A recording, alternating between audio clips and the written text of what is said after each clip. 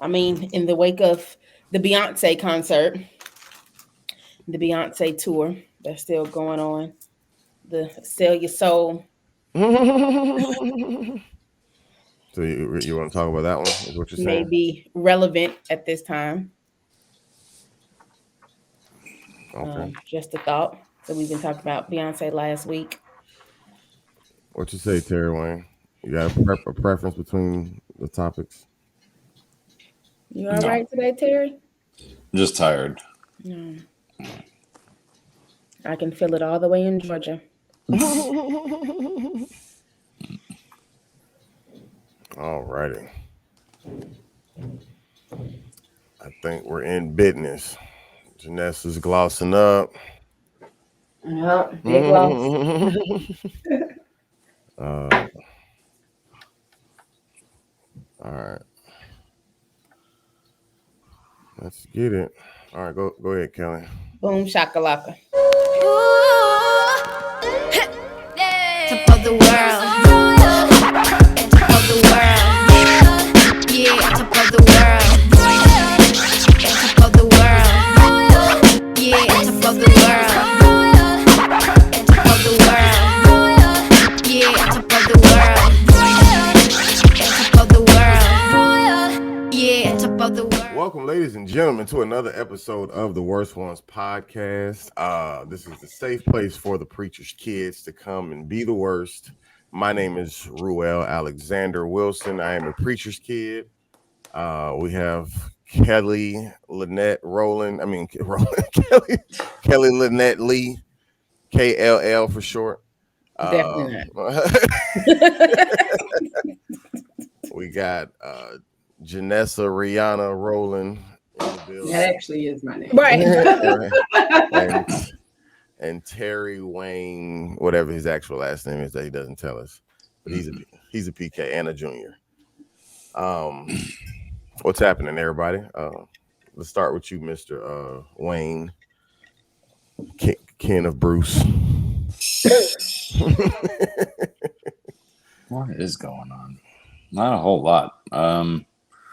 Had a long night last night, and one of those weird nights where you wake up at like 3:30 in the morning and you can't go back to sleep till like 4:35. Yep. Like, I hate those things. Gotcha. So I'm gonna be a little slow today, but luckily I woke up to do this podcast, and then they told me, "Oh, it'll be an hour later." I was wondering why you were unresponsive. I'm like, what is Terry doing? He went back to sleep immediately. Right. No, I didn't, because I was like, nah, if I go back, I ain't getting back up. Oh, gotcha. I thought I would have stuck that extra hour in. No. Hour later? Sat there daydreaming about choking somebody. There you go. Yeah. There you go. Gotcha. All right. Miss Honor Roll, what's happening?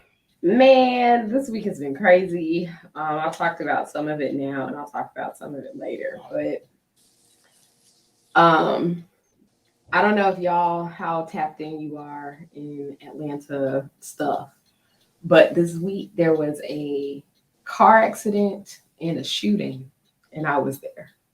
And what I say, At both? yeah, it was at the same time. They both happened. Okay, gotcha. So you're saying you don't have an alibi? It wasn't me. Mm.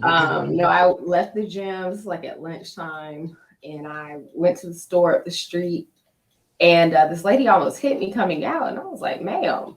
And so, I'm driving in the parking lot, and I see this accident that's bad, and it had to have just happened because there were some police officers there. And so I'm like pulling in, I'm trying to figure out where I'm gonna park, I'm trying to get close to the door. And I see the accident, and I see like a bunch of people running. And then I see this guy, like he's arguing, and he's like really upset, and he pulls out a gun and it's pop, pop. And when I say like, y'all, I threw my car reverse. I felt like I was on Grand Theft Auto. Start backing up, trying to get away.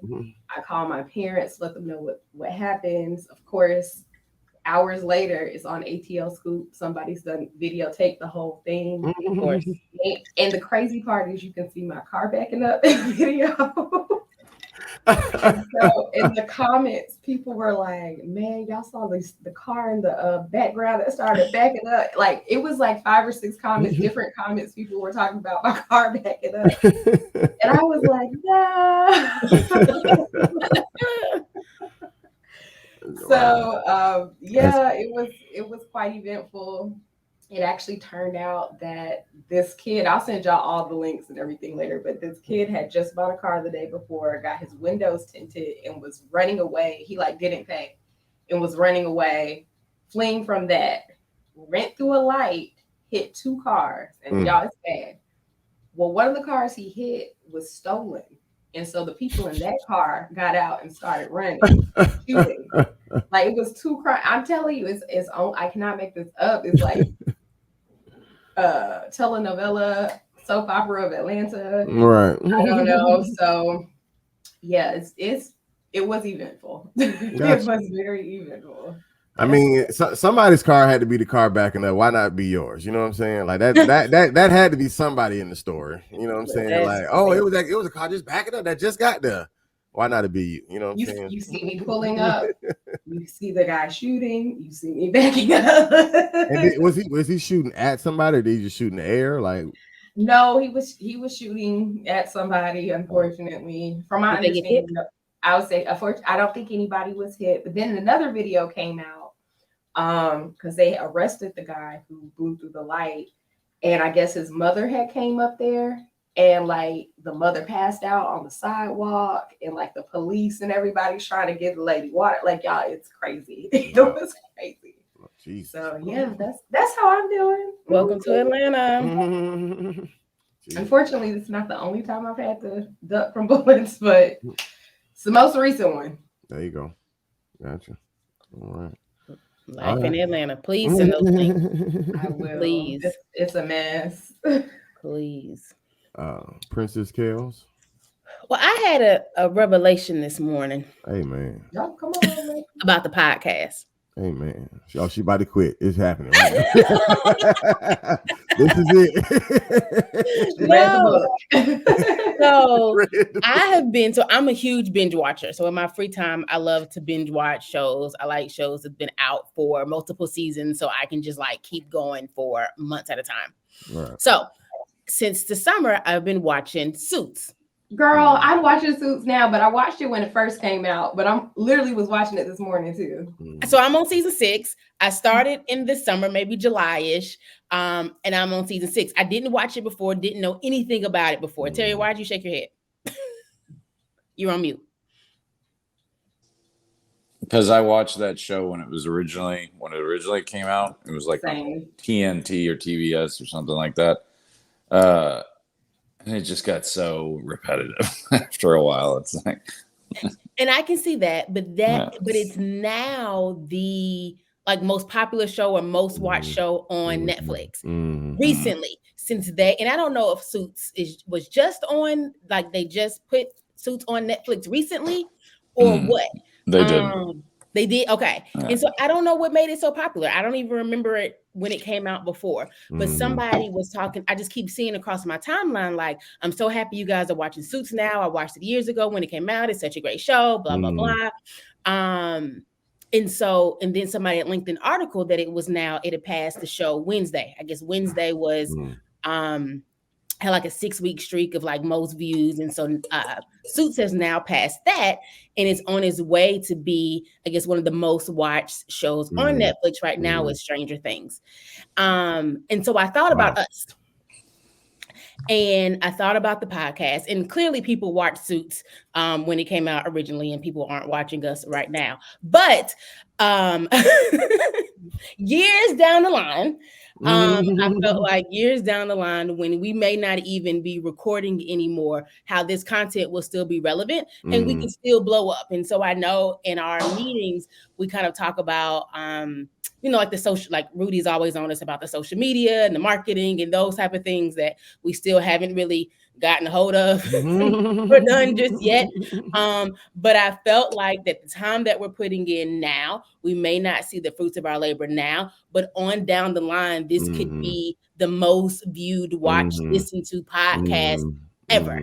I feel that. And so for me, it was actually the don't give up. You know, don't quit. Right. You know, because down the line, I think what we're doing will still very much be relevant.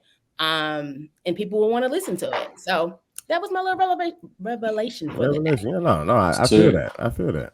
Suits was 2009. 2009. So right, and Yeah. it's 2023.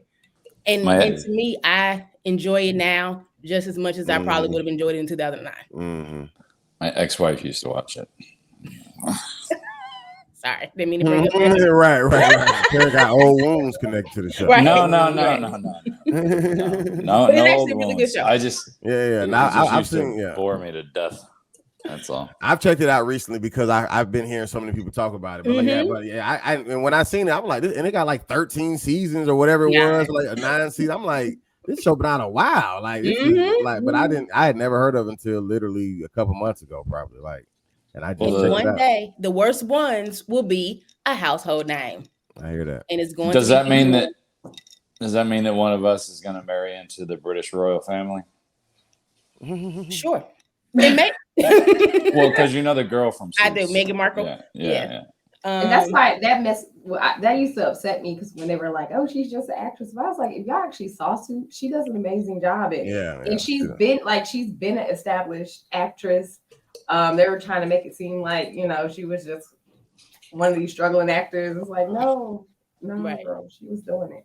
No. Now she does a good job on it. And I didn't realize that she had such a big role. You would think that it was like, you know, a small supporting role, but she is a supporting role. Her name is in the credits, like as individually, like in the opening credits. I'm like, oh, she in this, like. Yeah. Well, let's not play it up too much. This is in Meryl Streep we're talking about here. Give Meghan Markle her credit. Thank you. I enjoy a good Rachel Zane moment in the show. Yeah, no, she's good. She's really good.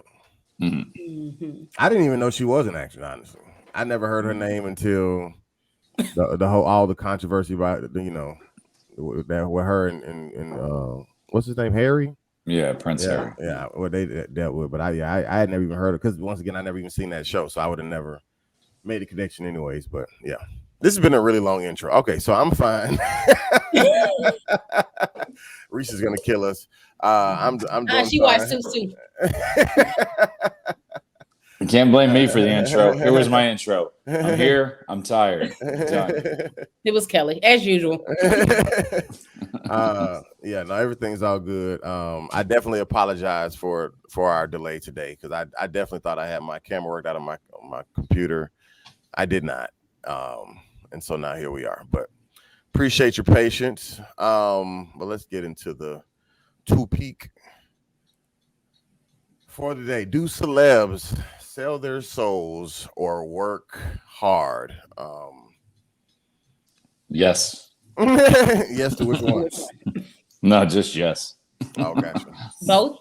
Yeah. Yeah, this is definitely a topic that has been ongoing for God knows how long. I mean, if you go on YouTube, you can find a plethora of videos of people having their version of the proof of, you know, celebs and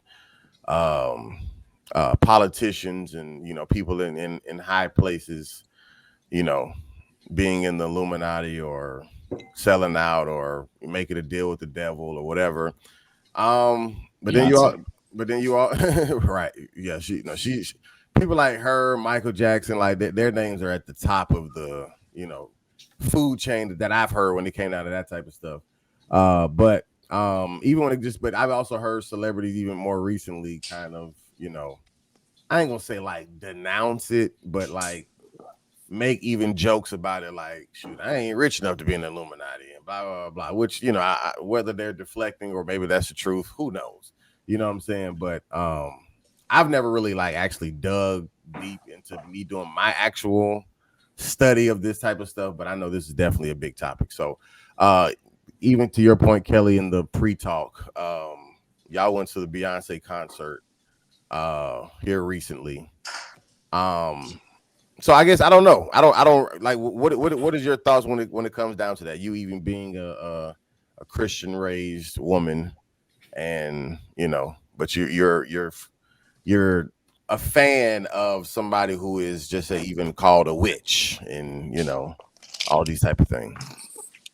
Did you say witch? I did. Yeah. Okay. So similar to you, I have not done research about people selling their souls or the Illuminati or anything like that. And I may be a bit naive or sheltered when it comes to it. Terry shaking his head yes for those who are watching on Spotify, listening on Spotify and cannot see him. And so I'm interested to hear his points when it's his turn. But right now, it's mine. And I like to live in my bubble of, but okay, so let's talk about Beyonce. When you see Beyonce perform, there is not one person that I've seen go to the concert that I've spoken to in real life or TikTok or Instagram or social media that has not said that Beyonce puts on a fabulous show, that she is a performer, that she has like just hits after hits after hits, that you had a great time for the almost 2.5 hours that she put on a show. Why can't that be enough to say that is why Beyonce has the success that she has? She's a beautiful woman. And so we all know in society, beauty plays a role in things. She was a cute little girl. She's a beautiful woman. She sings, she dances, she performs. Like, why can't that with her hard work and some blessings help her to get to where she is now? Like, why is it that we have to give the devil or some type of evil spirit credit for someone who we say that God, makes us uniquely and wonderfully made, and God creates us from before we're born. God knew who Beyonce was going to be before she was Beyonce. Why do we have to then credit evil spirits, the devil, for her God-given talent and her being able to make it this far? And again, it may be, and I'm not gonna say it's a naive way of thinking, but to me, I'm like, no, I don't believe that Beyonce had to sell her soul to get here. Now, if Beyonce was, and I'm not saying that Beyonce is the best singer in the world or the best dancer in the world, but she puts on an amazing show. She has an amazing album collection. I don't understand why it has to be anybody other than the gifts that God has given her, the opportunities and the places that she's been in to get where she is, and her hard work, and her parents' hard work. I don't understand why we give credit to the devil for that. Kellie's going full Kanye today. Beyonce had one of the greatest videos of all time. What do you say, Jeriana? So, my mind is spinning. I haven't done too much research. I have seen some random documentaries on YouTube or whatever, and I've heard some theories.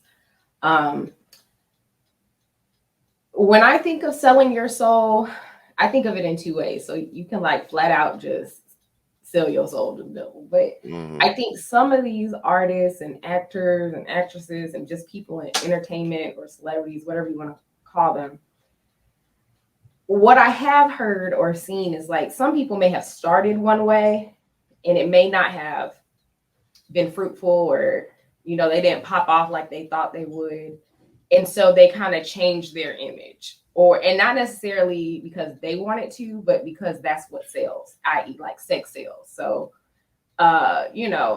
maybe the lyrics in the songs become a little bit more raunchier, or the way you dressed, or the people you associated with, trying to be hanging out with the bad boy, and now the tabloids are picking this up. And so, over time, you get this image of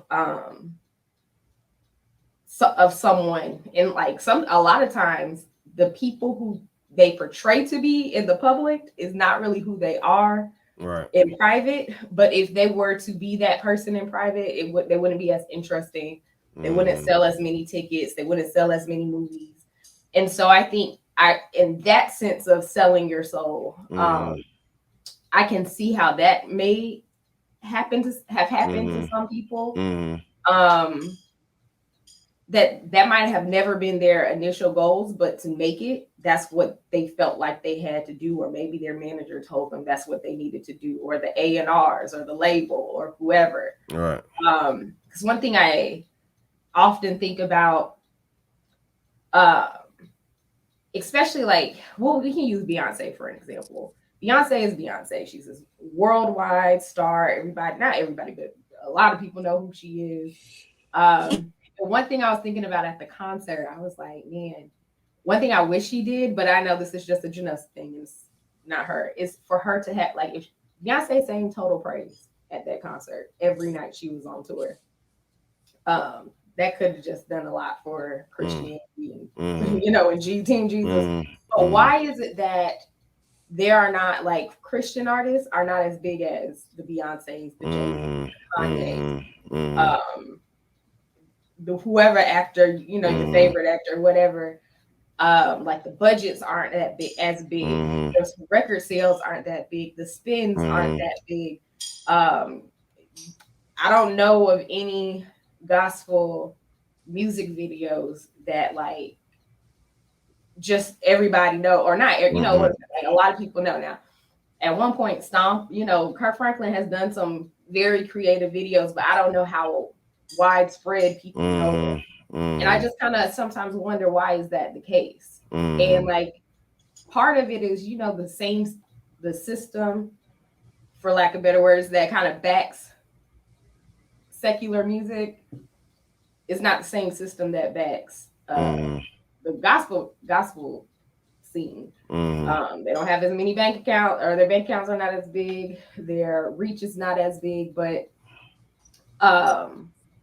sometimes I just wonder about that. Like, I'm trying to think if there was any gospel artists that shifted to like secular world and blew up. And you know, I don't know. It's just, I'm not saying that person sold their soul or not, but it's just a thought process that I've had sometimes about it. So, well, I mean, even to I don't know about as far as like a selling of the soul or even a full crossover or whatever, but even I think, to PJ's credit, he's definitely had even more success on the secular side than he has on the gospel side. You know what I'm saying? And he's from a powerhouse singing family. You know what I'm saying? Full of gospel singers and preachers or whatever. But he's an official member of Maroon 5. Right. You feel what I'm saying? Like, and he's, you know, he's won Grammys and stuff like that, even writing for other people, whatever, like, or making the music, whatever, but it's been on the secular side. So, I mean, even to that point, I think I'll say this about this point, being in Atlanta and associated with his family's church in some way, I didn't know who PJ Morton was until he started singing secular music. Yeah. No, it's a real thing. It's a real thing. And I've thought of that before. I haven't thought of that recently, but even as you were talking about it, Janessa, like, I've definitely had that thought before. Like, why is it that just say the worldly stuff, quote unquote, you know, it even is, because in my opinion, I think probably Kirk Franklin is probably the most known gospel artist, you know what I'm saying, even to just anybody in the world. But even he isn't a Beyonce or whoever, you know what I'm saying? Like, it ain't gonna. Go ahead, Kellie. I'm gonna say, and Kirk Franklin, I don't want to say rides that line, but rides that line. Right. To Janessa's point about Stump used to be played in the club for sure. For sure. You know what I mean? And so he also, I feel like, loved Kirk Franklin, but Kirk Franklin also had to do a bit of that shift, as Janessa was talking about earlier, to appeal to the masses. Kirk Franklin, to me, isn't a true, not a true gospel artist, but isn't like a true gospel artist like a Donnie McClurkin. Right. You know, where he, or even Tasha Cobbs, he did a song with Nicki Minaj. Like, there's these spaces where, to Janessa's point, even as gospel artists, as Christian artists, that we gotta walk this line of, I don't get the viewership that I want here. And so in order to bring more people in, I have to go more secular. The content is still the same. I'm still talking about the Lord. I'm still talking about Jesus, but the sound is different. And so then it plays differently on the radio. Yeah, but you hang in those circles long enough. Next thing you know, you're getting married to an ex-dealer, gangster / rapper, and naming your kids something weird like a color and a vine. You know what?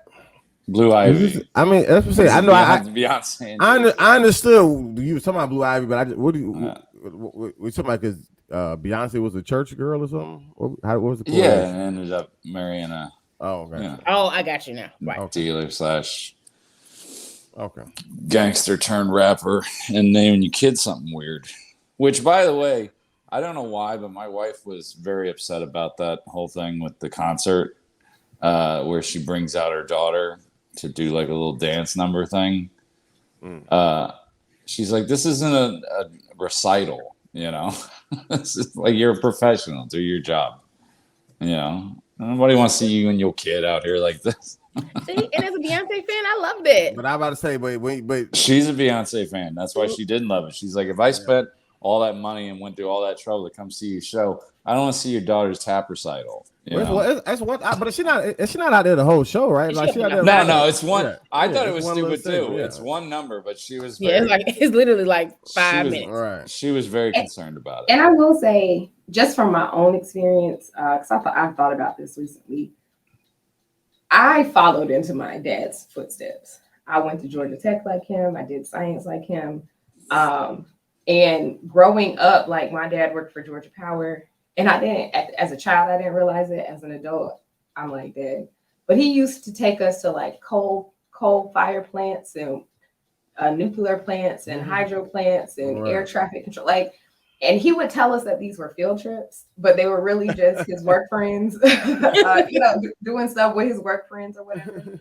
And so I think with when you have parents like Beyonce and Jay-Z, I mean, if she's interested in performing and entertaining, you got the best parents to introduce you to that. You have a platform, a business. I'm sure Blue Ivy is on the payroll and is making money already at 11 years old. And like we said, it's 5 minutes at a show. So I just kind of see it that way, as not necessarily like, oh, here's Blue Ivy doing her tap. Like this might be like a long-term career for her. And we've seen child stars, Rudy Huxtable, Raven Simone, they started though when they were like younger than Blue Ivy. So this might be more of a career thing, or maybe it's just figuring out if you like entertainment or not, but I don't necessarily see it as that. This is Blue Ivy on the path to sell her soul next. No, I'm just kidding. I mean, what if you were raised by Beyonce and Jay-Z and all that money? What are the odds that you don't grow up to be an asshole? Like seriously, like just with all the money and the fame and the notoriety. But I think it's so to Janessa's point earlier about oftentimes who people are as a performer isn't who they are in real life. And whether that's right or wrong is debatable. Because even Beyonce will tell you when she started, she had to be Sasha Fierce to do what she does on stage, because that isn't Beyonce. Now at this point, she may have merged the two. I don't know. But I feel like I would hope, and again, I like to be in my naive bubble. I would hope that for parents, and I don't know much about Beyonce and Jay-Z beyond them being Beyonce, Jay-Z. So what they do in their home, I don't know. Right. But I hope that there is a space in their home that they can humble their children enough where they're not buttholes growing up, where they can show their children how to respect other people, how to talk to other people, how to, yes, they have infinite money and all of that in Blue Ivy and Rumi and Sir and all of them gonna know that forever. But there's also a way to interact with people and talk to people and approach the world that I feel like her parents can still teach her or teach them in healthy ways. Right. Does Beyonce and Jay-Z do that or not? I don't know. Right. But I don't think they necessarily have to grow up to be buttholes. I think their parents can still do a good job of raising children in the spotlight. And we've seen there's some examples where the parents do not do a good job and the children on social media doing them. But I think there's an opportunity for them not to be. You know, one thing I always think about or have always thought about throughout my life is like the people who are that we may know from just say Hollywood to some degree, but they never got the big dog notoriety. And then a lot of times when you hear them later in life, they talk about how like, oh, so and so, the only reason they made it that big because they sold out or because they whatever. You know what I'm saying? And you look at that person and at least in my mind, I'm trying to gauge like, is this person like being truthful? Like, are they trying to tell us something and just say maybe the media trying to make them look crazy, or are they just hating because they didn't work hard enough, or you know, whatever the case may be?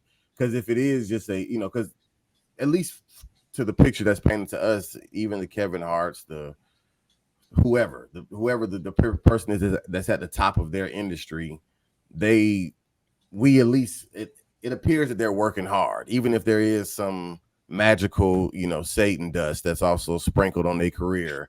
They at least are, it looks like they're at least like, you know, putting in the work, whatever the case may be. But there are certain people who get to a certain level and certain people who don't.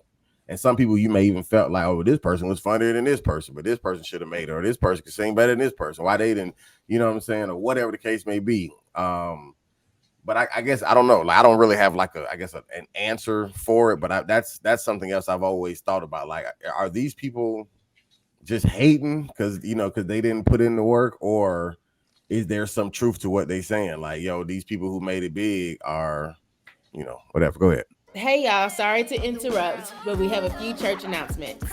Follow us on Instagram at TheWorstOnesPK. New content coming soon. We also have a TikTok at TheWorstOnesPK. No content yet, but continue to check us out. If you want to, when you listen to our podcast, you can find us on YouTube, Apple Podcasts, Spotify, Google Podcasts, wherever you find your podcast. So make sure you type in The Worst Ones Podcast and you'll find us. And when you get there, make sure you like, you comment, you subscribe, and you share. Thank you to our 500,422 followers. We love you so much. Now, back to the show. So I have a question. So Rudy and Terry, as comedians, so let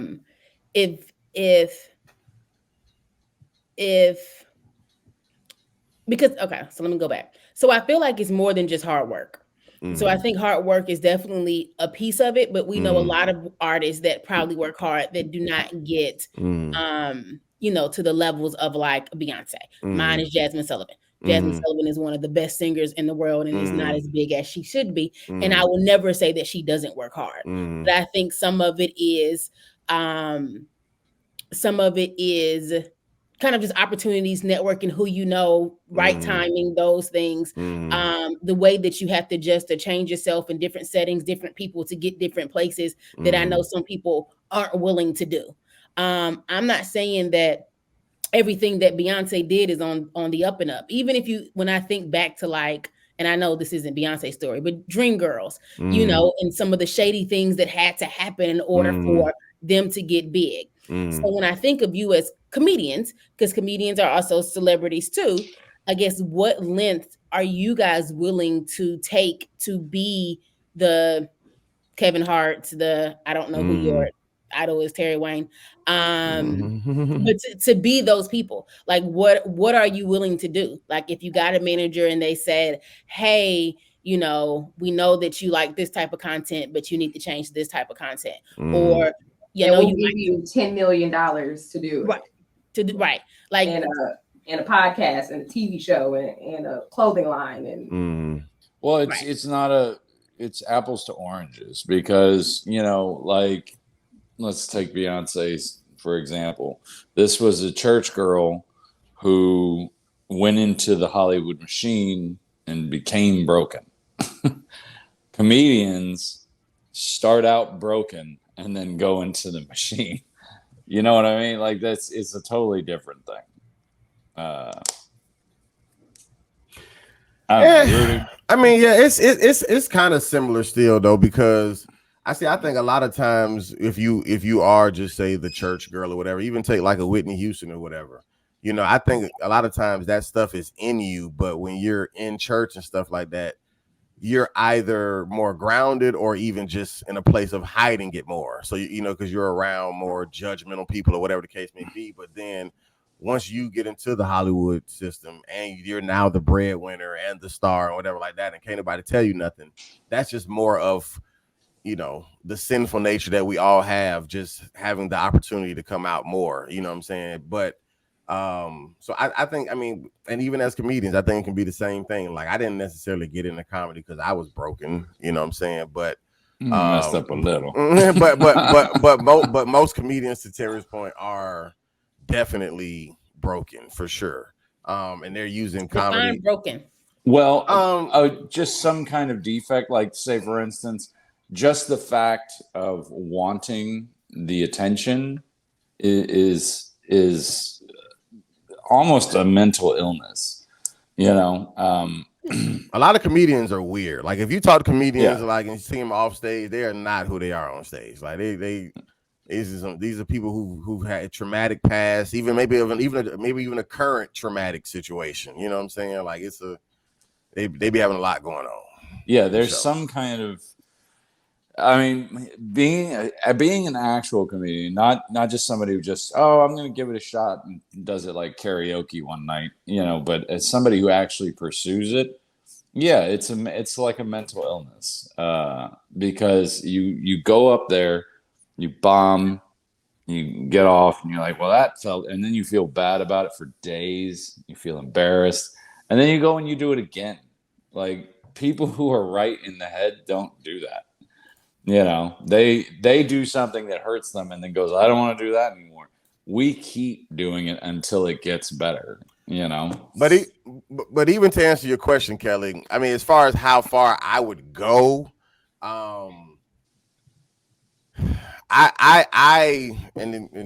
let's be clear, I can only answer this from where I am in life right now. You know what I'm saying? Like, because if tomorrow, let's just say, like, I lost everything, and then somebody came to me and was like, yo, here's $100 million. You ain't got to sleep in this dumpster no more, or whatever the case may be. Like, then, of course, my answer may change. I don't know. You know what I'm saying? But that's not my current situation. So I'm in a place where I can think a little bit more clear-headed right now. So yeah, because you don't need $100 million right now. Correct. You're good. Yeah. I mean, would I like it? Of course. But do I need $100 million? Absolutely not.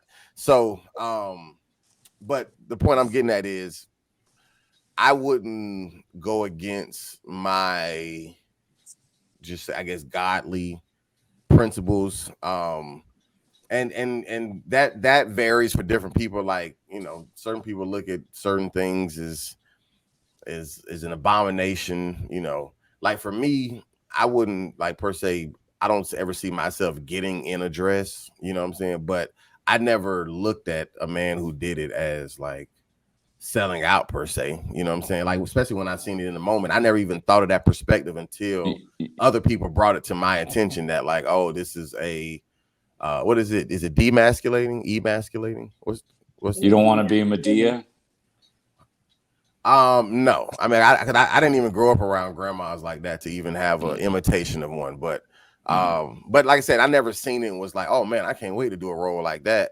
But I also didn't look at it I didn't look at Big Mama's House and was like, oh man, like Martin Gaye. You know what I'm saying? I just never thought of it like that. I've already done it. I got you. But what I was gonna say was, but at the same time, to me, like I said, that I'm not even gauging that off of like a Christian aspect. I just don't have an interest in putting on a dress. You know what I'm saying? But there are other things that, like, even as a character in the movie, like, I would be hesitant to do. Like, sometimes you may have to, as the character, say something that's very, blasphemous or whatever like that. And I would have to understand the point of what's happening. I don't want to just be on camera just saying something just for entertainment purposes or to make it because it was funny or whatever. Like, if I'm playing the villain to prove a point with whoever the protagonist is or whatever, okay, that's one thing. But I'm not gonna do things and try to be like blasphemous just for the sake of a joke. You know what I'm saying? Like, I ain't gonna go that hard, me personally. I've done stand up in a dress, so I take offense to all that. They do the the drag show every year, and I got invited one year. So yeah, I've done comedy in a dress. Who were Anna Lepley? Yeah. It was fun. Yeah. It was fun and it was silly, and I didn't feel like I sold out anything. Yeah, it's like I just treated it like Halloween. And by the way, I make a very ugly woman. Just so you know.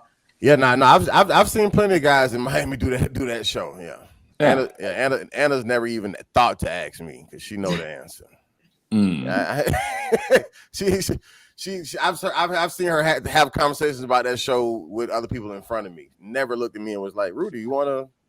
No. I mean, I felt like that was a bad example anyway. I mean, they've been.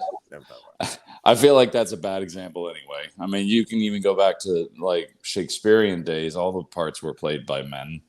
Romeo and Juliet were two dudes. When they played it, and they did that just for entertainment too. So I think separating, real life morality from entertainment is extremely important. And you said you're not just going to go up and tell some jokes on stage for entertainment. I'm like, that is what we do. That's the whole idea, is we go up and make up stuff for entertainment value. Yeah, making up joke, but I'm saying, but there are certain jokes I'll stay away from, like especially like if it crosses a line, like I'm not that desperate for a laugh that I have to either offend somebody or even offend God just for the sake of trying to get somebody to laugh at me. Like I can make a joke about a lot of other things than certain things I can stay away from, is what I'm getting at. But fair enough. But I mean, you could say that's just your style. Because I mean, you look at people like Jim Gaffigan or Jerry Seinfeld, these are clean comedians. It's not necessarily that Jerry Seinfeld never curses. It's just that it's not his style to do it on stage. But I've heard him curse plenty of times off stage. Right. No, I feel that. So I guess it's a morality line, and everybody draws their own. But you wouldn't even have to say something vulgar to feel like you're crossing the line. It's like art, It's hard to explain, but you know it when you see it. Even Janessa, going back to when you were bringing up about the like why the secular music and entertainment or whatever sells bigger than the gospel one. I even looked that up when it came down to the numbers with fast food restaurants, because I was curious as to see like what fast food restaurant like made the most money and was the biggest, blah blah blah. And Chick-fil-A was number 2, right? Which make me think like, dang, like, like this is a Christian based company, like, and they making a lot of money and all this stuff, right? But McDonald's was number 1. But McDonald's number 1 was so far from Chick-fil-A's number 2. Like, I mean, it was Chick-fil-A is closed on Sunday, so they made a lot of it was enormously different. But the point I'm getting at was, I was like, dang, like, okay, I see the success and maybe even the blessing from God that he allowed this Chick-fil-A restaurant to even sit at the number 2 spot. But the restaurant who was not only stolen, what I'm saying, from the original people, but then even like, it's definitely pumping out. Like I can't say if Chick-fil-A food is real or not, but it tastes way more real. Like we know McDonald's ain't real. You know what I'm saying? Like, and but it's like, but the more stuff that's bad for you, if you will, it's just always been the more popular stuff. And I just think that's just how the world is set up. You know what I'm saying? Even when it comes down to entertainment, as far as movies, like movies and stuff literally have sex scenes because that's what sells. It's not that we can know that y'all had sex without you actually playing out the sex scene. You know what I'm saying? Like you can insinuate it. We've seen it on TV shows all the time. Like you watch like a sitcom, they don't actually show them smashing, but it may come back from commercial and you see them like underneath the covers, like, hugged up or whatever. Like, got it. Y'all did it. You know what I'm saying? Like, but that ain't enough when it come down to movies and stuff, because people want to see the whatever. So they're gonna put that in there, or pay somebody extra for nudity, or whatever the case may be, because that type of stuff is just what and I ain't saying this in like a real deep way, but that's what the flesh wants, whether you Christian or not. Like, that's what you technically want. The only difference is, as a Christian, you're just supposed to fight against it. You know what I'm saying? But we be wanting to see it too. I'll speak for myself. Like, why wouldn't I want to see, my favorite beautiful celebrity, half naked in the movie? You know what I'm saying? Like, that would make me buy a ticket, but that also would probably make me fornicate, which I'm not supposed to do. So then there is a certain level of protection that I need to even keep myself from, even with that. Because one thing I don't do when it comes down to even the whole selling the soul or whatever, I definitely never judge celebrities, even big time preachers or whatever, because I'm grounded right now, but I'm also close to the ground right now. But I'm a human, and I don't ever think of myself so highly to think that if I ever got their type of money or their type of attention or notoriety, I couldn't turn into one of them as well. You know what I'm saying? Because it's easy for us to observe them from this level and be like, oh man, like they this, that, and the other. But if we got in that spot, we may be them or worse. Well, it's like Tiger Woods with his whole infidelity scandal. And then I had to listen to all these, all these dudes going, I'd never do that. And it's like, yeah, but you don't have the Swedish bikini team chasing after you, do you? Right. You don't have every woman on the planet trying to get you. Right. So yeah, it's easy to say no to selling a product that nobody wants to buy. Let me ask. There's no demand. Janessa and Kellie, let me ask y'all this, and not that this excludes you, Terry, but I know for a fact y'all definitely grew up like watching, just say like the Tyler Perry plays and stuff like that. Do you think that over time in Tyler's success that he's done a little sell it out, and not about him getting in the dress, but I'm saying his content has definitely shifted from where he started versus now, like. Now Tyler got regular TV shows. I'm familiar with Tyler. They may not even mention God. You know what I'm saying? Sometimes they just be flat out, that juicy stuff. But go ahead. I was gonna say, so with Tyler Perry, I used to watch his show called Ruthless, and I didn't know what it was about. Ruthless. It's about about a cult or something. A black cult. It's a cult. Yeah. And they like rape women and men, and they torture them and punish them. And I actually stopped watching Ruthless because it was just a little bit too much. It was too much for me. Literally ruthless. It was too much for me. And when I first started watching it, my thought process was, you know what? I have not really seen a lot of shows about black cults. Like, in real world, we've heard some, what's the man, the famous man who had the cult, and I can't think of his name. Out in California, Manson. Yeah. I can't remember his name. What's the Manson family? Yeah. Charlie Manson?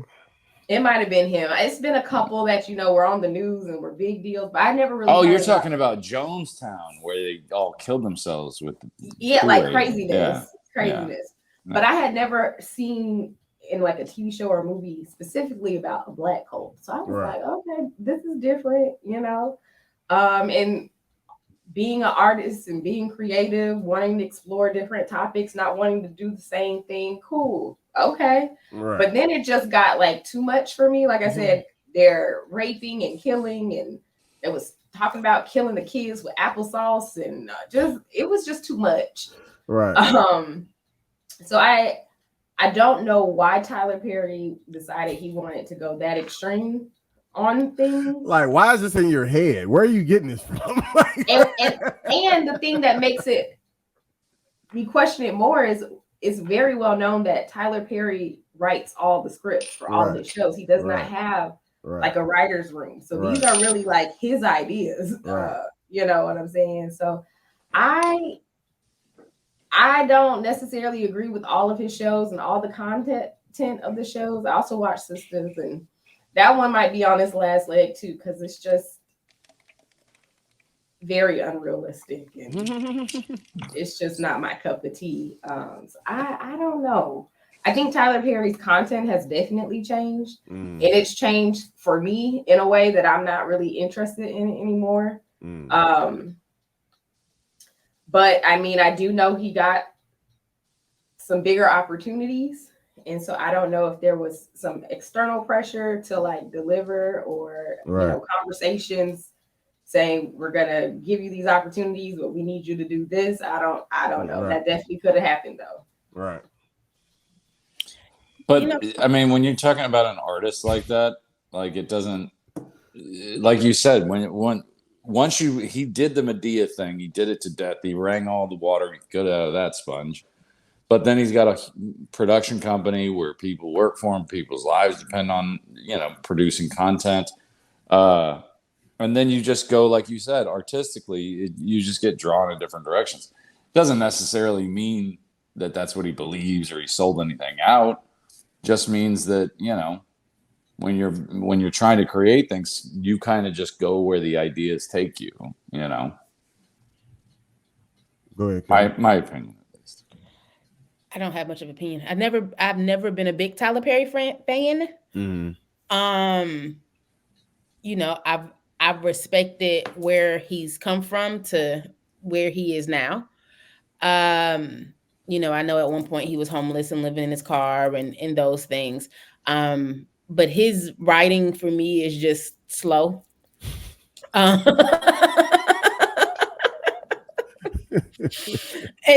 so movies were a little better for me than TV shows. But the TV shows just kind of just didn't. Yeah, they just didn't move. They just didn't move enough for me. They're still moving slower. Be more like Suits. Huh? You got to be more like Suits. You have to move a little faster. The conversations were slow, and it was just slow. They just talking back and forth. Right. It would be leave on the same... now. No. I said leave. I'm not leaving. Get out like, now. No. It's like that's exactly it. And then 3 episodes later, they still trying to leave. Like he's still trying to get him out the house. And I'm like, I can't. That's it. That's why I gotta let sisters go. We on season 7, and it's like I can't. the It's same right. storyline. He's still in the same place. I'm like, I can't do it. So I don't have much to say about Tyler Perry because I'm not a huge Tyler Perry fan. I will say, right. Do I think like a lot of other people has Tyler Perry switched up his content in order to appeal to a certain group or demographic? Sure. You know, like you said, he took Medea super far. We first saw it with Big Mama's House and Martin, you know, when he had 2 or 3 movies. But Tyler Perry has like Medea. Did Medea die in that last movie? Did she have a funeral? No, somebody else. The last movie was the one on Netflix with the graduation or whatever, when they went to the little boy graduation. I don't know. I've seen bits and pieces of a lot of them. I thought Medea had a funeral or something. She didn't. It wasn't her funeral. She went to a funeral. Yeah, they just went to a funeral. Yeah. Oh, yeah. Okay. Well, So even if they had a funeral, he'd bring it back and be like, Medea goes to heaven. You know, that would be the next movie. Medea open in case he need to pull Medea back in. Because then Medea had plays, like stage plays and stuff too. That's how it started. It was a one-man show. Yeah. You know, but I also feel like, to your point, Rudy, there's spaces in people's lives, and to Terry's point too about comedians being broken. There's spaces in your life where you're willing to do some things that you wouldn't typically do. And so knowing some of the brokenness of Tyler Perry's, I am sure along this path, he has done some things that he hasn't really wanted to do, that he didn't really agree with, but in the space and time where he was, an opportunity presented itself. It gets me out of my current situation. I'm going to do it. And then sometimes, and my thing is, at the end, you got to take the good and bad with that. And so while it seems like, you know, on one end, and I don't know anything about Tyler Perry in his life, but on one end, you know, Tyler Perry has, you know, is where he is now. There's also another space of that brokenness and that unhealing that he still has to deal with. And I think that's an important part Two, where I respect some of the artists that probably had the opportunity to make those adjustments or changes or sell their soul, but they decided to stay true to themselves, knowing that I may not get the notoriety that other artists may or may not get. And I don't know. Some of my, what's the word? You're going to correct me, Terry. I'm not going to use it. Some of my, what's another word I want to use so Terry won't incorrect my my mispronunciation. Living in a bubble. Some of my blindness to the world. Now I forgot what I was about to say. Thinking about Terry correcting me. Some of you are being like oblivious. I had nothing to do with any of this. Some of you, you did, because I'm like, when I say this wrong, Terry's gonna correct me. Anywho, I don't remember, but I appreciated a couple of points made today, just about, and more than just comedians, but just people in brokenness or in spaces where they're willing to do things that they wouldn't typically do, or seeing the future that they want and doing things that they wouldn't typically do. I think more than just comedians have that story. And not that I think that all celebrities came from a broken place. Right. Not at all. I would love to feel like that some people got where they are just by the grace of God. Otherwise, what are we doing? Like, if everything has to be attributed to the devil, had to get you the success that you have, then what are we doing? Yeah, well, I mean, that I believe that knife cuts both ways too, because everybody says, "Oh, well," every time I've ever accomplished anything, somebody's like, "Oh, see, well, that's good providence, or that's good luck, or you got lucky, or this or that." At what point do I get any credit for anything? Even some people who say like, "Oh, well, you're lucky you were born here, because if you were born somewhere else, you'd have never been able to do it." It's like, now I got to be grateful for, oh my God. Do you never get credit for anything? Do you never get blamed for anything? At some point it does come down to decisions, Yeah, I think you're talking about something different than Kellie though. But because I get your point, but I think she's just more or less just even saying between the credit between God and the devil, like when it comes down to success, to even reach a certain point. Like, well, that's what I'm saying. But so you're more or less talking about like us as the person getting the credit. Well, like, no. I'm saying instead of constantly trying to figure out who's to blame or who gets the credit between God and the devil, how about you just say, I'm here because I made these choices and they led me here. Yeah, I'm not saying that, but okay. but definitely, because I'm definitely going to attribute my credit and stuff to God for sure. But to Kellie's point that she made earlier, and even right now, there is a very heavy, like, if you are in a certain level, especially in the secular world, really even a lot of times low key even in the gospel world, you know what I'm saying? Like the Kurt Franklins and other people I've seen be accused of, Illuminati-ish behavior and whatever like that. So like, and then of course, you hear about the rumblings of music and it being a tool of the enemy and so on and so forth. So to me, I think it even goes back to the question we asked before, like, would Jesus watch the Players Club? You know what I'm saying? Because I think ultimately, like, content is the content that it is. Like, I don't think it's something even has to be as deep as like something spiritual or a ghost or a demon or something like that. Like, even just the fact of like something may be about something ungodly, you know what I'm saying? That just may be something you just don't need to watch or don't need to listen to, as opposed to it even being something as deep as, if somebody's on a horse with flames and horns coming out their head and whatever the case may be. Because ultimately, I think that's what matters, as opposed to,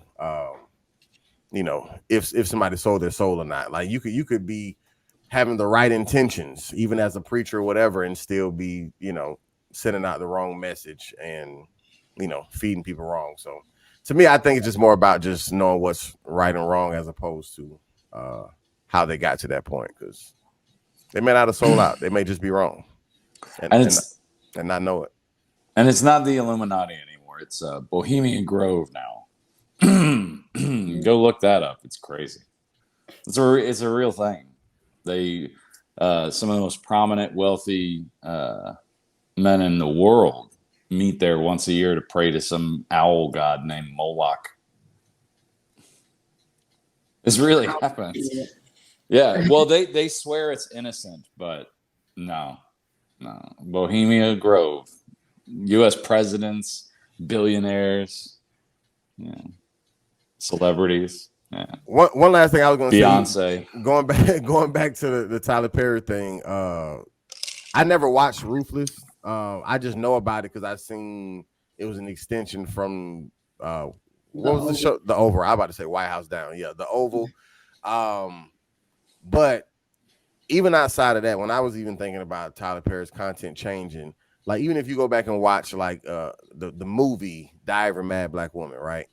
Like that one comes off as a very like regular person movie in the sense of like this is a problem that somebody in real life could deal with, but it always had like that church the church factor or whatever. And there was even still a level of cleanliness, if you will, to the content. You know what I'm saying? Like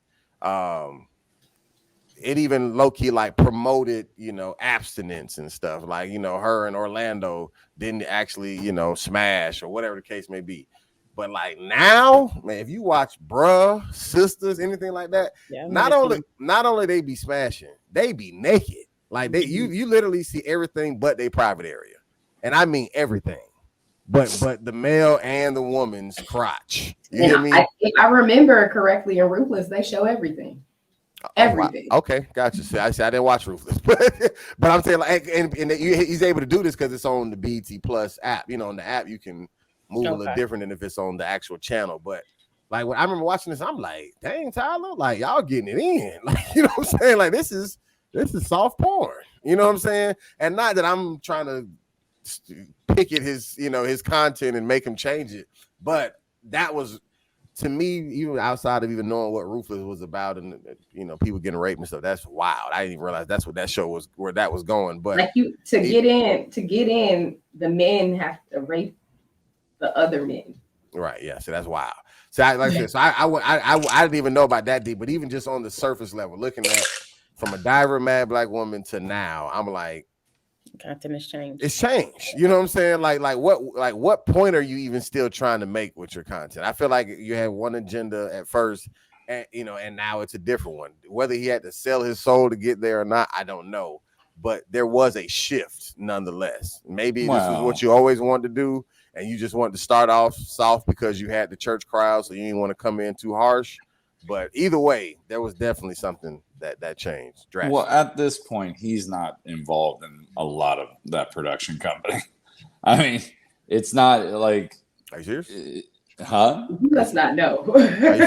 He's too involved. That's the criticism that he gets, that he don't hire other people to help him. He's got one of the largest production studios in the country. There's no way he can helicopter into every little thing. Yeah, every television show. And I'm trying to tell you that's the criticism that he gets, is that he doesn't have writers and other people. Like he just does everything himself. The where he makes the most money from having that production studio is because other shows and movies and stuff pay him to use his facility. So it's not that he has to manage all of that stuff, but his actual shows, if it says Tyler Perry's whatever, Tyler Perry's Sisters, Tyler Perry, he all over that. He all over that. Well, that's your problem right there. You can't be spread that thin and then expect the content to be any good. And he cranks it out very fast. Yeah, like very fast turnaround. Yeah, they'll shoot 20-something episodes in like 5 days. Somebody's really, really worried about living in his car again. That's what I think. But he's way past that. Like, not in his mind. There's a starvation mentality that gets into some people. Jay Leno is the same way. He had the Tonight Show for all those years. He still would go out and road gig every time he wasn't doing that. He still road gigs today. Man's got like one of the largest car collections in the world. He's got hundreds of millions of dollars, and he's still out there doing like the Sunrise Theater. I mean, it's crazy. They get it in their head like it all can all go away, and it puts that fear in them. That's true. Janessa, you have any jewels? I do. All right. Yeah, let's do it. Is it about getting shot up? No. Y'all know I hate this screen. So today's jewels is actually a testimony time. Insert the organ. So y'all know, if you've been listening to the podcast, I have been stressed pretty much all summer. I've been through a lot. And essentially, I'm going to share what's been going on. So with my job, we've had a lot of transitions. We had some people retire. We had some people promoted. And essentially since June 1st, I've been acting as kind of like an interim manager for my unit. And as y'all know, summer's the busy time for me. Like it's when I'm doing ozone season. And then I also found out one of my coworkers in my unit is leaving. So I was tapped to do her job as well. So essentially I was doing 3 jobs. I was not getting any increased pay.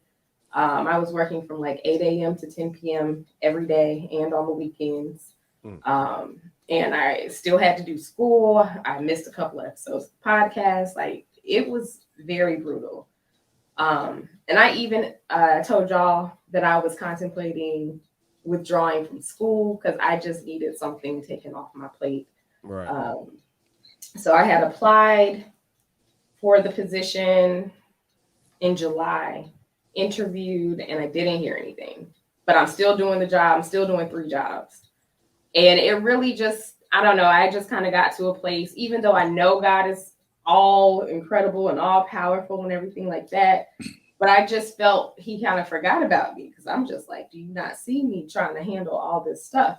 And so I was just getting very low. I had got to a very low place. I don't know, for the followers who actually watch our YouTube channel, I think it was last week I was like, I look physically horrible. Like it just was bad. But I have come with the word. And it's actually kind of piggybacking off of what Kellie was saying earlier, that if you don't quit, you know, you'll see the fruits of your labor. So I've come to tell y'all that God does not forget about you. And he did not forget about me because this week I was told that I got the position by HR. Come on now. So I'm now the operations unit manager for my job, which Come I'm on really now. excited about. Come on And now. not only that, I also was accepted into the Energy Justice Ambassador Program on Tuesday. And so I started that program on September 8th. Amen. And then I'm rounding out the last couple of weeks of school because I did not drop out. I stayed in it. And this is actually like my last core course for my master's in public health. So after this, I'm taking next semester off because I need time to transition and do the other stuff that I got on my plate. But after like 2 weeks, I only have to do two semesters of an internship in my capstone course, and then I'll be done with my MPH. And I just want to let y'all know that God is faithful. Amen. And that he does see you and not to quit. And yeah, I don't want to say too much because then I'm going to be crying next. That's Janessa's jewel/testimony today. Congratulations. Your eyes said key organ. I even wore my "This Girl Runs on Jesus" and coffee shirt today. So, I love it. That's what I've been running on. Congratulations. Congratulations. That is I was going to change my hashtag to Big Boss, but you know, I'm going to be humble. Maybe once I finish grad school, it'll change from honor roll. Honor roll boss. I love it. No, that's what's up. Congratulations. Praise God. I'm glad that you not only got that, but this also comes with a sigh of relief because I remember when you were stressing a couple episodes ago. You know, you gave me that good prayer before my interview. Amen. I remember that one. I remember that one. That covered me too. Little sprinkles over for me too. It's a little bit left for me too. A little overflow in the prayer. Like I said, listen, all praise to God. Like I said, I did pray, but he did the answering. You feel what I'm saying? So Interceded. absolutely. So I'm happy for you. Very much so. Absolutely. Congratulations, big boss. Big boss. I'm gonna send y'all my business cards when I get my new ones. Okay. All right. Say less. All right. Well, Kellie, you have not changed. Yep, still private. It's probably always going to be private. Gotcha. But at Princess Kels 51. There you go. But again, when people see this 5 years from now, you should still be private. That would be hilarious.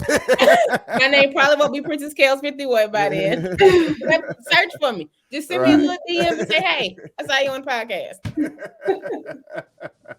Well, maybe, Kellie, by then you'll have another page and you can keep Princess Kels and just accept all the people who have. You know what? I like that idea.